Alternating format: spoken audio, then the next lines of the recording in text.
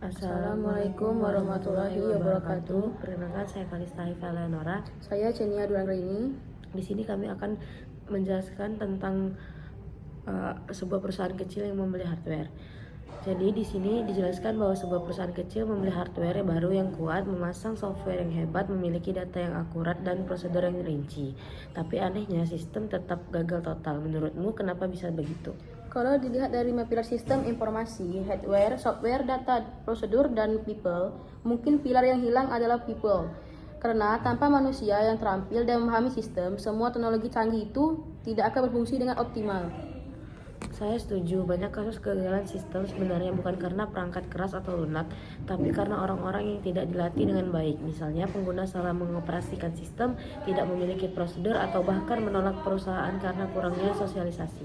Benar, jika kegagalannya bisa muncul dalam bentuk kesalahan input data, kegagalan komunikasi antar tim, atau ketidakefisienan kerja, ini menegaskan pentingnya unsur training dan human involvement dalam implementasi sistem informasi. Jadi intinya teknologi secanggih apapun tetap butuh manusia yang kompeten untuk mengelolanya. Tanpa itu sistem bisa gagal meskipun secara teknis itu sempurna. Sekarang kita membahas tentang sistem pemantauan jembatan yang mengumpulkan data seperti sensor 3 vibration. Ini disebut sebagai data mentah kan? Iya betul, data mentah itu hanya kumpulan angka dan teks tanpa konteks. Tapi kalau kita tahu arti dari angka itu, misalnya bahwa getaran di atas 5 mm per sekon, berarti struktur jembatan mulai tidak stabil, maka data itu berubah menjadi information.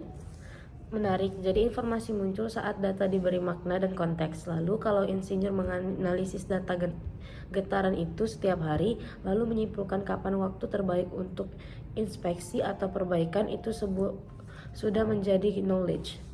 Benar sekali, dan ketika keputusan diambil berdasarkan pengalaman dan pemahaman mendalam, maka itu sudah mencapai tahap wisdom. Misalnya dengan pengalaman sebelumnya, mereka bisa memprediksi bahaya dan mencegah keruntuhan sebelum terjadi.